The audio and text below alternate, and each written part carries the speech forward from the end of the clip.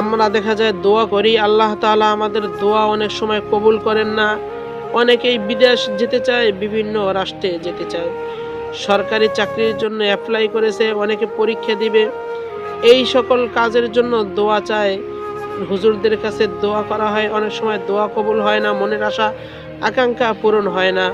নবীজি সাল্লাল্লাহু আলাইহি ওয়াসাল্লাম বলেছেন, কোনো ব্যক্তি যদি রমজান মাস পাওয়ার পরে সে যদি ইফতার এবং সাহরির সময় দোয়া করে, অবশ্যই তার দোয়াকে ফিরিয়ে দেওয়া হয় না এবং তার দোয়াকে, তার মোনাজাতকে কবুল করা হয়।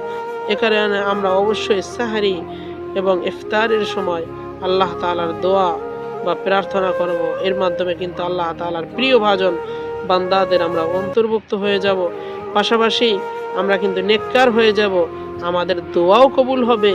যারা বিদেশ যেতে চান বিদেশও যেতে পারবেন, যাদের সরকারি চাকরির দরকার চাকরিও হবে, যারা পরীক্ষায় ভালো ফলাফল করার চিন্তা ভাবনা করেন তারা ভালো রেজাল্টও করতে পারবেন, যারা সুন্দরী রূপবতী স্ত্রী চান তারা তাও পাবেন, সব পাবেন।